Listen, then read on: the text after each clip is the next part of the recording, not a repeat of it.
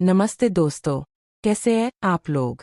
आज मैं आपको एक ऐसी कहानी सुनाने जा रहा हूं जिसे सुनकर आप लोगों का दिल खुश हो जाएगा। यह कहानी है कि कैसे मैंने अपनी पड़ोस की भाभी को संतान का सुख दिया। आइए, मैं आपको शुरू से पूरी कहानी सुनाता हूँ। मेरा नाम राहुल है और मैं अभी 24 साल का हूँ। मेरा कद 5 फुट 8 इंच है और मैं दिल्ली की एक प्राइवेट कंपनी में नौकरी करता हूँ।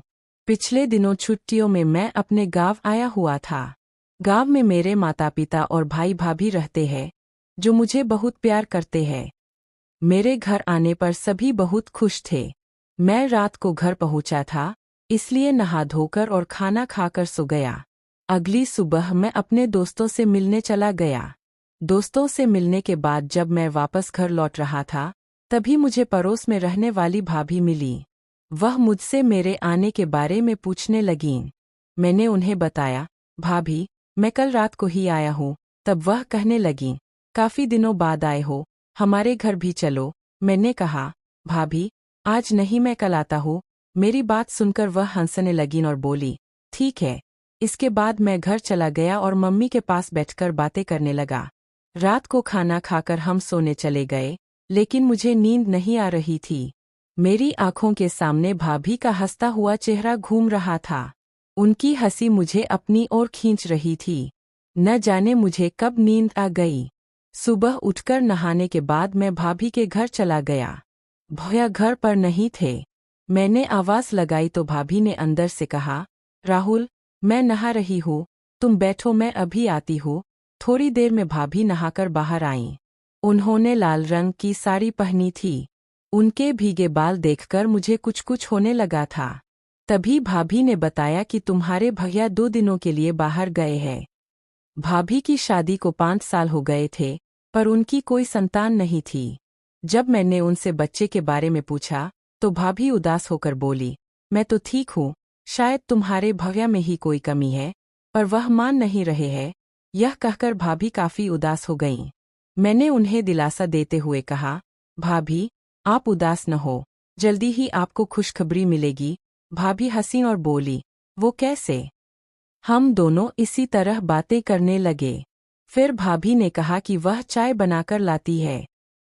थोड़ी देर में वह चाय ले आईं और हम दोनों चाय पीने लगे।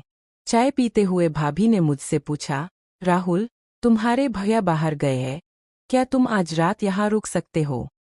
मैं मन ही मन बहुत खुश हुआ और कहा, ठीक है भाभी, मैं शाम को आता हूँ।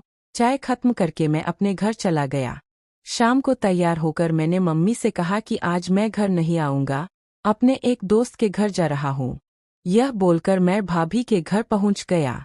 मैंने दरवाजे की घंटी बजाई तो भाभी ने दरवाज़ा खोला। वह हरे रंग की साड़ी में बहुत कमाल लग रही थीं।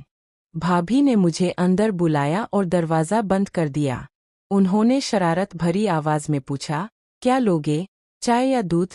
उनकी आवाज़ ने मुझ में जोश भर दिया। मैंने भी मजाक में कहा, भाभी, अभी तो दूध ही पीना है। यह सुनकर वह हंसने लगीं।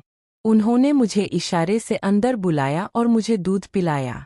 मैंने भी खूब मज़े लेकर दूध पिया। वह नज़ारा बहुत ही खूबसूरत था। उस रात भाभी ने मुझे जन्नत की सैर कराई। भाभी भी बहुत खुश थीं और मेरी खुशी का तो ठिकाना ही नहीं था।